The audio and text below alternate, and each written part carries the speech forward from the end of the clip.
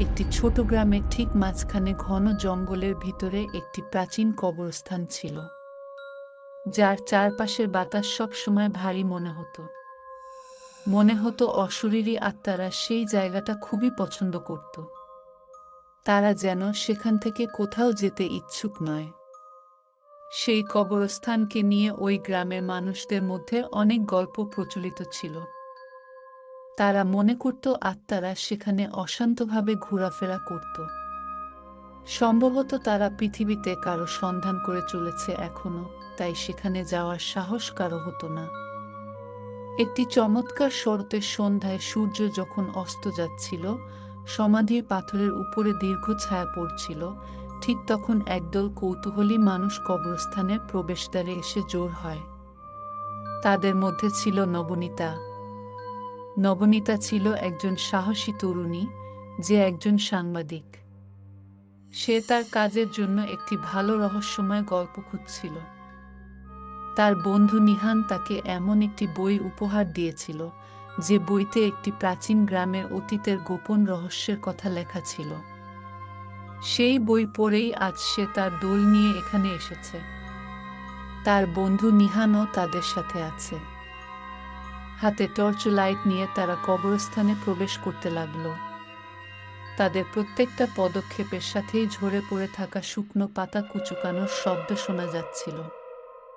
তারা কবরস্থানের ভিতরে প্রবেশ করার সাথে সাথেই পরিবেশটা হঠাৎ ভীষণ শীতল হয়ে উঠল। বাতাস যেন তাদের কানে কানে ফিসফিস করে কোনো গোপন কথা বলে গেল। তাদের হাতে থাকা টর্চ লাইটগুলো চকচক করতে লাগল। সমাধির উপর আলো পড়তেই মনে হচ্ছিল যেন কেউ নাচ করছে। সবাই একটু ভয় পেয়ে গেল, কিন্তু নবনীতা তার সংকল্পের দিকে এগিয়ে গেল। তাকে তো একটা রহস্যময় গল্প লিখতেই হবে। কবরস্থানের গভীরে যেতেই একটি অজানা কোণ থেকে অদ্ভুত রহস্যময় আলো বেরিয়ে আসলো। নবনীতা এবং নিহান সেই আলো অনুসরণ করতে লাগল। যেতে যেতে হঠাৎ তারা একটি পুরনো ময়লা আবর্জনাযুক্ত একটি সমাধির পাথরের সাথে ধাক্কা খেল, যে সমাধিতে লেখা ছিল মারিয়া। কবরটি বিবর্ণ গোলাপ দিয়ে সজ্জিত ছিল, আর সেই রহস্যময় আলোটি এই কবর থেকেই আসছিল। নিহানের কিছু একটা মনে পড়ে যায়। সে তাড়াতাড়ি ওই বইটি বের করে কিছু একটা খুঁজতে থাকে। এক পর্যায়ে সে একটি অনুচ্ছেদ খুঁজে পায়, যেখানে একজন জাদুকরীর কথা লেখা ছিল, যাকে গ্রামবাসীরা অন্যায়ভাবে জীবন্ত কবর দিয়েছিল।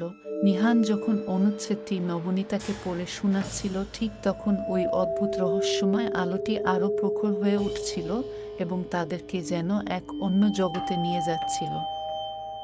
ঠিক তখন কেউ যেন বারবার বলছিল, আমাকে সাহায্য করো, আমাকে সাহায্য করো। নবনীতার পুরো শরীর তখন কাঁপছিল। হাত থেকে কলম পড়ে গেল। নবনীতা আর নিহান একে অপরের দিকে তাকিয়ে রইল। তাদের হার্টবিট দ্রুত হতে লাগলো যখন তারা এটা অনুভব করল যে কণ্ঠটা ভেসে আসছে বহু যুগের পুরনো সেই কবরের ভিতর থেকে। যদিও তারা তখন ভীত সন্ত্রস্ত ছিল, তবুও তারা সেই কবরটা খুঁড়ার সিদ্ধান্ত নিল। তারা একসাথেই খুঁড়তে লাগলো সেই কবর, যার ভিতর এত যুগ ধরে গোপন রাখা হয়েছিল এক অভিশপ্ত ও ভয়ঙ্কর রহস্যজনক অতীত। অবশেষে অক্লান্ত পরিশ্রমের পর তারা কবর খুঁড়ে শেষ করল। কিন্তু এরপর তারা যা দেখল তা দেখার জন্য তারা মোটেও প্রস্তুত ছিল না। তারা দেখল কবরের ভিতরে একটি গুপ্ত ঘর। তারা ভয়ে ভয়ে সেই ঘরে প্রবেশ করতে লাগল। ঘরটির দেয়ালে প্রাচীন কিছু চিহ্ন আঁকা ছিল, অদ্ভুত অদ্ভুত ছবি খোদাই করা ছিল সেখানে। ঘরটির ঠিক মাঝখানে তারা একটি ধুলোবালি মাখা চামড়া দিয়ে আবদ্ধ একটি বই দেখতে পেল। নবনীতা উৎসাহের সাথে বইটির দিকে এগিয়ে গেল। সে নিজ হাতে বইটির গায়ে লেগে থাকা ধুলোবালি পরিষ্কার করল। কিন্তু যখন সে বইটি খুলে পড়তে লাগল, তখনই লেখাগুলো সব ঝাপসা হয়ে গেল। চারপাশে ঝড়ো বাতাস বইতে লাগল। নবনীতার কাঁধের কাছে কেউ যেন জোরে জোরে নিঃশ্বাস নিতে লাগল। তার চোখের সামনে যেন ভাসতে লাগলো জাদুকরি মারিয়ার জীবনে ঘটে যাওয়া ঘটনাগুলো। এবার ধীরে ধীরে নবনীতার সামনে ভেসে উঠল একটি ভুতুড়ে শহরের ছবি। কালো জাদুর অন্ধকার শক্তি সেই গ্রামের বাতাসকে করেছিল কলঙ্কিত। সেই শহরেই থাকত মারিয়া। মারিয়া ভালোবাসত জনাথনকে, যাকে সে বাঁচানোর প্রতিশ্রুতি দিয়েছিল। হঠাৎ করেই নবনীতার চোখের সামনে থেকে দৃশ্যগুলো উধাও হয়ে গেল। সে তাকিয়ে দেখল বইয়ের লেখাগুলো এখন স্পষ্ট বোঝা যাচ্ছে। বইটি মারিয়ার লেখা।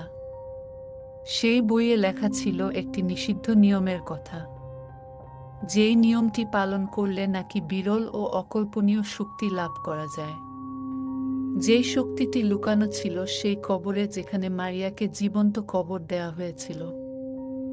সেই নিয়ম পালনের জন্য প্রয়োজন ছিল বিরল কিছু উপাদান, স্বেচ্ছায় বলিদান এবং সত্যিকারের ভালোবাসায় আবদ্ধ দুটি হৃদয়। বই পড়ে নবনীতা আর নিহান জানতে পারল সেই অনুষ্ঠানটি সম্পন্ন করা সম্ভব হয়নি। হঠাৎ চাঁদের আলো ওই গুপ্ত ঘরের দরজা দিয়ে প্রবেশ করলে চাঁদের আলো ঘরটিকে আরও ভয়ঙ্কর লাগতে শুরু করে। বই থেকে তারা জানতে পারে মারিয়ার আত্মা ততদিন শান্তি পাবেন যতদিন না ওই অনুষ্ঠান সম্পন্ন হয়। ভয়ে তাদের শরীর আরও হিম হয়ে গেল যখন তারা জানতে পারল যে আজ রাতে এই অনুষ্ঠান শেষ করার উপযুক্ত সময়। আর এই অনুষ্ঠানটি সম্পন্ন হলেই মারিয়া তার প্রেমিক জনাথনকে নিয়ে একসাথে থাকতে পারবে। নবনীতা আর নিহান এই অনুষ্ঠানটি সম্পন্ন করে মারিয়াকে সাহায্য করার শপথ নিল।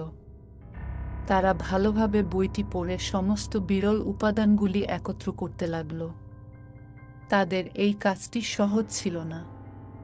তাদের এই পথে তাদের সামনে নানান বিপদ এসে হাজির হয়েছিল।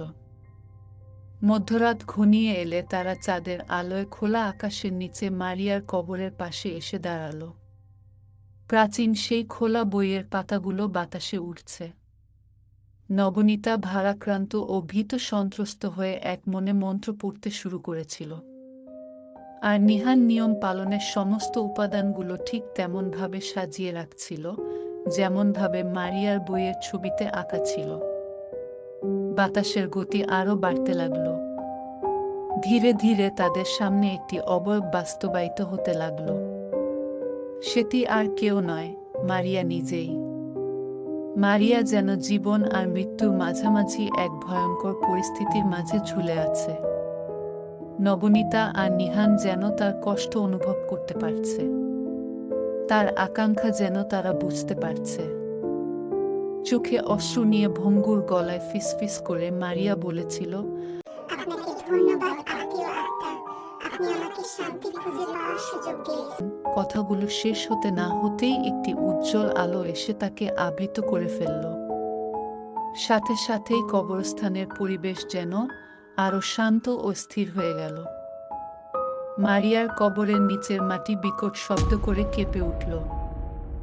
সাথে সাথে মাটি সরে গিয়ে উন্মুক্ত হয়ে গেল ভূগর্ভস্থ একটি পথ, যা শতাব্দীর পর শতাব্দী ধরে বন্ধ ছিল।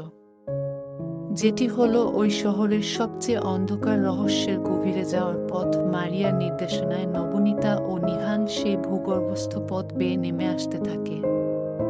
তাদের টর্চ লাইটার এর আলো সেখানকার ঘুটঘুটে অন্ধকারের কাছে যেন কিছুই না।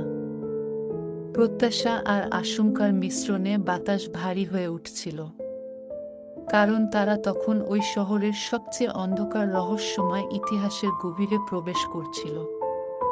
পথটি তাদের লুকানো টানেল, রহস্যময় গুপ্ত ঘর আর অদ্ভুত কিছু জায়গার মধ্য দিয়ে নিয়ে গিয়েছিল। যখন তারা হাঁটছিল, দেয়ালগুলো ভয়ঙ্কর ছবিগুলির সাথে জীবন্ত হয়ে উঠছিল এবং করিডোরের মধ্য দিয়ে ক্ষীণ ফিসফিস প্রতিধ্বনিত হচ্ছিল। বাতাস ক্রমশ শীতল হতে লাগল এবং অতীতের চাপা রহস্য যেন তাদের উপর ভারী হতে লাগল। একসময় তারা একটি ভয়ঙ্কর ঘরে এসে উপস্থিত হয়, যার দেয়ালগুলি প্রাচীন অদ্ভুত প্রতীক দ্বারা সজ্জিত ছিল, যা অন্য জগতের শক্তি দ্বারা স্পন্দিত হচ্ছিল। সেই ঘরের ঠিক মাঝেই ছিল একটি ভয়ঙ্কর মূর্তি, যার মাথার উপর ছিল ছোট্ট একটি জাদুর ঘর। সেই ঘরটি থেকে ঝকঝকে আলো বের হচ্ছিল। তখন মারিয়া ফিসফিস করে নবনীতার কানে বলে উঠল, এই ছোট্ট ঘরটিতেই আছে সেই চাবিকাঠি, যা পেলে এই নিয়ম সম্পূর্ণ হবে।